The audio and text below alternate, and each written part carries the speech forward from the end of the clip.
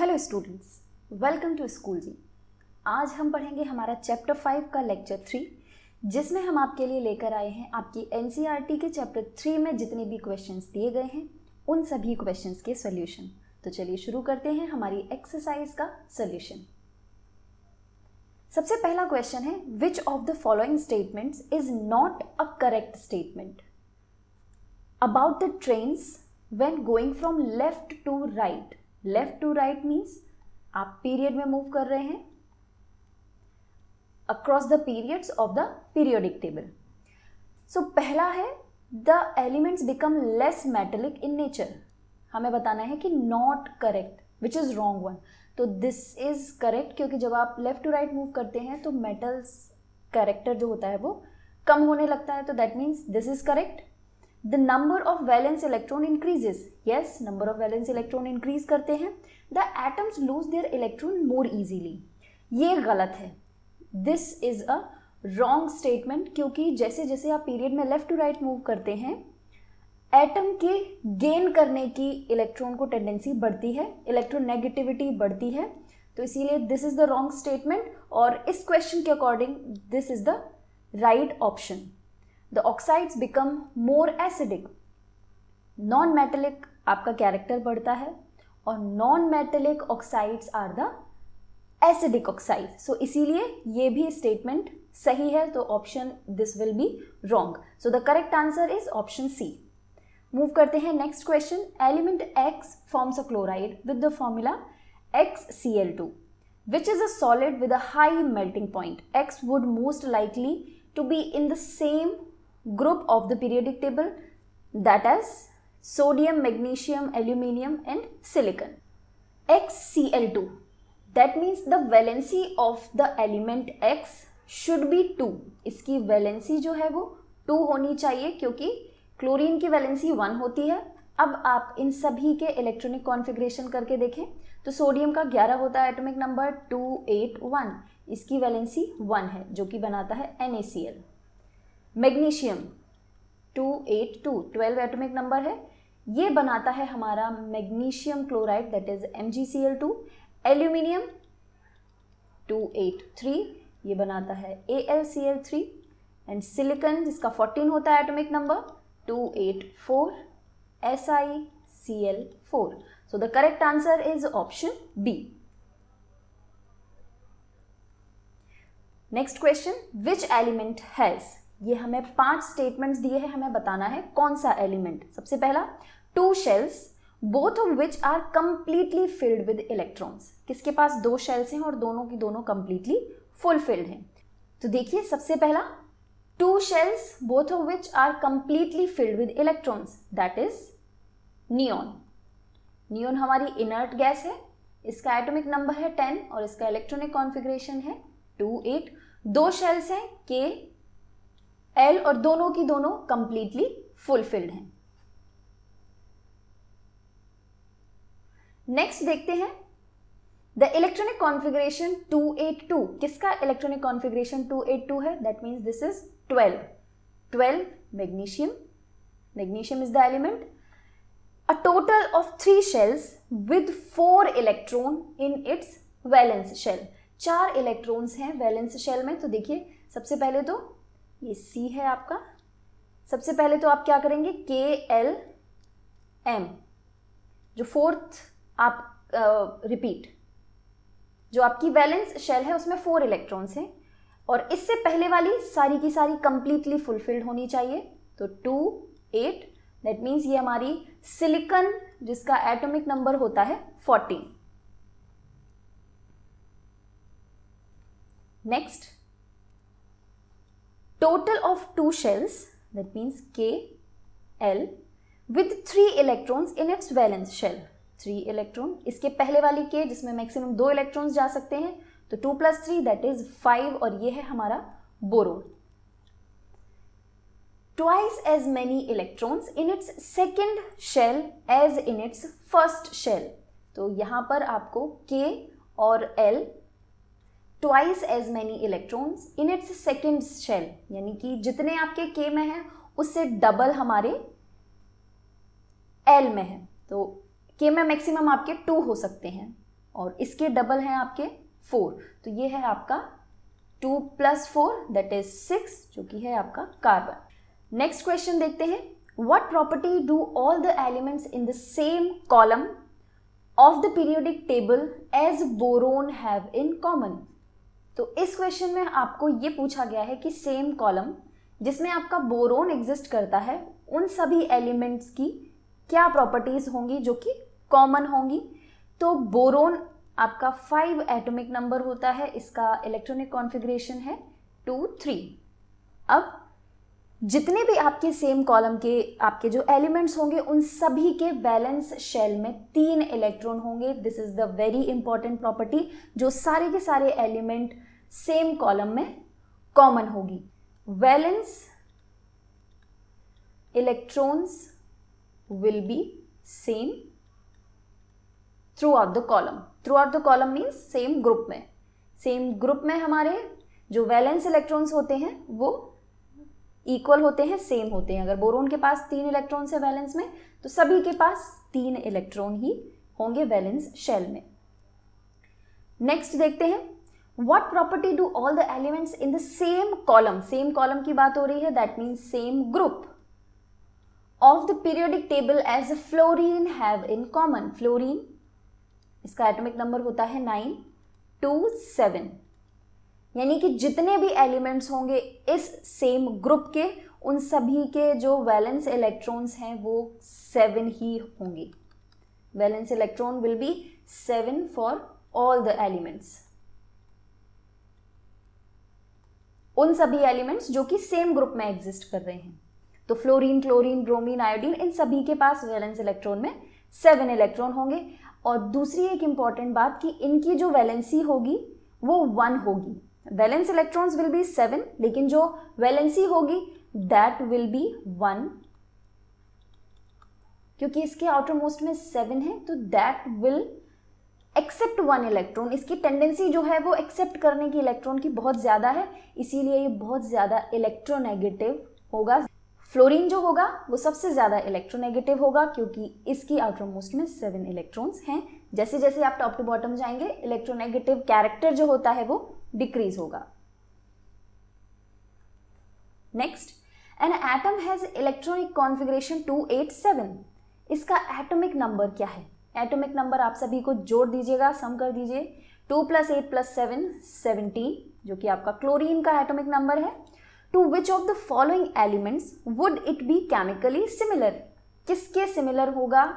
आपको यहाँ पर 4 एलिमेंट्स दिए हैं। नाइट्रोजन, इसका कॉन्फ़िगरेशन करते हैं 2 5, फ्लोरीन 2 7, फॉस्फोरस 2 8 5 एंड आर्गन 2 8 8। हम क्लोरीन का भी इलेक्ट्रॉनिक कॉन्फ़िगरेशन करते हैं।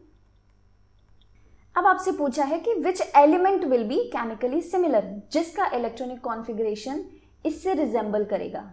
287 का किससे रिजेंबल कर रहा है? इसके पास आउटर मोस्ट 7 इलेक्ट्रॉन है, और फ्लोरीन के पास भी आपके आउटर मोस्ट में 7 इलेक्ट्रॉन्स हैं। तो सबसे ज्यादा जो इसका नेचर है वो फ्लोरीन के साथ रिजेंबल करेगा। दोनों के पास ही एक एक इलेक्ट्रॉन की डेफिशिएंसी है, इन दोनों की ही वैलेंसी 1 होगी, और ये दोनों ही 17 ग्रुप में आएंगे। इनके आउटर मोस्ट में 7 इलेक्ट्रॉन है, तो 10 + 7 जो इनका ग्रुप नंबर है वो 17 होगा। फ्लोरीन और फ्लोरीन दोनों का ही, जो कि आपकी एक हैलोजन फैमिली होती है, इनको आप बोलते हैं halogen family.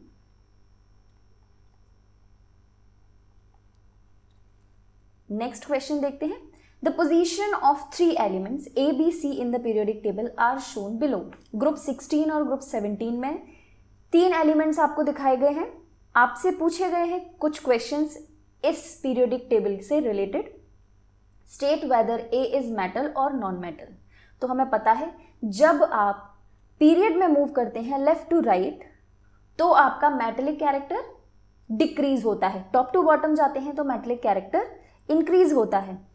Weather A is metal और नॉन मेटल, ग्रुप 16 से आप ग्रुप 17 जा रहे हैं तो लेफ्ट टू राइट जा रहे हैं, पीरियड में मूव कर रहे हैं, तो A आपका नॉन मेटल होगा। A will be non metallic in character. Next देखते हैं, state whether C is more reactive और लेस रिएक्टिव देन A। तो C will be less reactive than A, क्योंकि रिएक्टिविटी डिक्रीज करती है down the group in halogens. जैसे जैसे आप मूव करते हैं ग्रुप में from top to bottom, halogens के केस में जो रिएक्टिविटी होती है वो डिक्रीज करती है। तो C will be less reactive than A। Next, will C be larger और smaller in size than B? जब आप पीरियड में मूव करते हैं लेफ्ट टू राइट तो साइज स्मॉल होता जाता है। तो C विल बी लार्जर और स्मॉलर, आप B से C की तरफ जा रहे हैं तो C स्मॉलर होगा, C will be smaller than B। Which type of ion, cation or anion will be formed by element A? Ions आपकी चार्ज्ड स्पीशीज होती हैं, कैटाइन जिन पर पॉजिटिव चार्ज हो और एनाइन जिन पर नेगेटिव चार्ज हो। तो A आपका ग्रुप 17 में है। आप एक एग्जांपल देख सकते हैं, 17 क्लोरीन 287, इसके पास 7 इलेक्ट्रॉन्स हैं, आउटर मोस्ट में एक इलेक्ट्रॉन की डेफिशिएंसी है, एक इलेक्ट्रॉन को ये इजीली एक्सेप्ट कर सकता है। इसकी वैलेंसी 1 होगी, लेकिन सिंस इसने एक इलेक्ट्रॉन को एक्सेप्ट किया है तो इसके ऊपर नेगेटिव चार्ज आएगा जो कि आपका एनाइन बनाता है। Anions are the negatively charged species, तो इसीलिए आपका जो A है वो एनाइन बनाएगा। Next question, nitrogen atomic number 7 and phosphorus atomic number 15 belong to the group 15 of the periodic table. Write the electronic configuration of these two elements. Which of these will be more electronegative and why? इसका electronic configuration आप लिखेंगे 2, 5 और phosphorus 2, 8, 5। कौन सा ज़्यादा electronegative होगा? जैसे जैसे आप टॉप टू बॉटम जाते हैं इलेक्ट्रोनेगेटिविटी डिक्रीज करती है, तो नाइट्रोजन आपका ज़्यादा इलेक्ट्रोनेगेटिव होगा। नेक्स्ट क्वेश्चन देखते हैं, how does the electronic configuration of an atom relate to its position in the modern periodic table? इस क्वेश्चन का मतलब है इलेक्ट्रॉनिक कॉन्फ़िगरेशन किसी भी एटम का कौन कौन सी चीज़ें बताता है, उसकी पोजीशन पीरियोडिक टेबल में क्या होगी, आप कैसे उसको डिपिक्ट कर सकते हैं। तो इलेक्ट्रॉनिक कॉन्फ़िगरेशन आपको वैलेंस शेल बताता है, ग्रुप नंबर बताता है, किस पीरियड में वो एलिमेंट एग्जिस्ट करेगा ये बताता है। तो इलेक्ट्रॉनिक कॉन्फ़िगरेशन आपको अगर पता है तो आप बहुत सारी बातें एक एलिमेंट के बारे में जान सकते हैं, जैसे कि वैलेंस इलेक्ट्रॉन, ग्रुप का नंबर और पीरियड नंबर। जितने भी नंबर ऑफ शेल्स होते हैं वही उसका पीरियड नंबर होता है। नेक्स्ट क्वेश्चन देखते हैं, इन the modern periodic table calcium atomic number 20 is surrounded by elements with atomic numbers 12, 19, 21, 38. Which of these have physical and chemical properties resembling calcium? Calcium का atomic number है 20, इसका electronic configuration करते हैं 2, 8, 8, 2। इसके पास valence shell में 2 electrons हैं। हम बाकी एलिमेंट्स का भी इलेक्ट्रॉनिक कॉन्फ़िगरेशन करते हैं, 12 जो कि मैग्नीशियम का है, 2, 8, 2, 19 जो कि पोटेशियम का है, 2, 8, 8, 1, 21 और 38 है हमारा स्ट्रोंशियम का, जिसका इलेक्ट्रॉनिक कॉन्फ़िगरेशन है 2, 8, 18, 8, 2। अब हमें बताना है कि which of these will have physical and chemical properties resembling to calcium, यानी कि जिसके पास आउटर मोस्ट में 2 इलेक्ट्रॉन्स हैं उसी के साथ इसकी जो प्रॉपर्टीज हैं वो रिजेंबल करेंगी, जैसे कि मैग्नीशियम। मैग्नीशियम के पास आउटर मोस्ट में 2 हैं, इसकी वैलेंसी भी 2 है। पोटेशियम के पास 1 है तो इसके साथ नहीं होगा। स्कैंडियम की जो वैलेंसी होती है वो +3 होती है, तो स्कैंडियम की वैलेंसी 3 है तो इसीलिए इसके साथ भी इसकी प्रॉपर्टीज रिजेंबल नहीं करेंगी। लेकिन स्ट्रोंशियम जिसके पास आउटर मोस्ट में 2 इलेक्ट्रॉन्स हैं इसके साथ भी इसकी प्रॉपर्टीज रिजेंबल करेंगी। तो करेक्ट आंसर है हमारा कि मैग्नीशियम एंड स्ट्रोंशियम के साथ प्रॉपर्टीज रिजेंबल करेंगी कैल्शियम की। जो हमने इलेक्ट्रॉनिक कॉन्फ़िगरेशन किया है स्कैंडियम और स्ट्रोंशियम का, इसको डिटेल में आप हमारी हायर क्लासेस में पढ़ेंगे कि किस तरह से उन एलिमेंट्स का इलेक्ट्रॉनिक कॉन्फ़िगरेशन किया जाता है।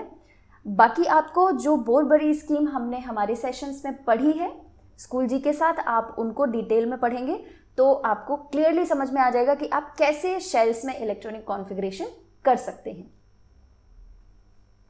नेक्स्ट क्वेश्चन देखते हैं, compare and contrast the arrangement of elements in Mendeleev's periodic table and modern periodic table. Students, ये एक तरह का सब्जेक्टिव क्वेश्चन है जिसमें आपको मेंडलीव की पीरियोडिक टेबल और मॉडर्न पीरियोडिक टेबल में कंपैरिजन करना है और इनके बीच में क्या डिफरेंसेस हैं, क्या चेंजेस किए मेंडलीव की पीरियोडिक टेबल से मॉडर्न पीरियोडिक टेबल बनाने में।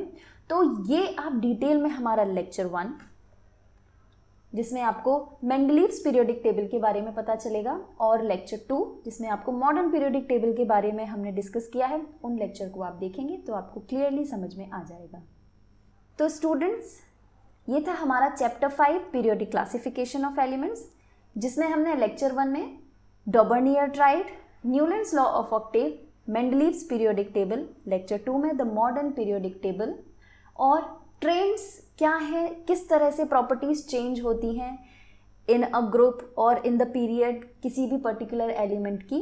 तो वो सारी चीज़ें हमने हमारे इस चैप्टर में इंपॉर्टेंट कॉन्सेप्ट्स के थ्रू समझने की कोशिश की है। आप इन लेक्चर्स को ध्यान से देखेंगे तो आपके सारे डाउट्स जो हैं वो क्लियर हो जाएंगे। फिर भी अगर आपको कोई डाउट है तो आप हमारी वेबसाइट schoolg.in पर जाकर हमसे पूछ सकते हैं।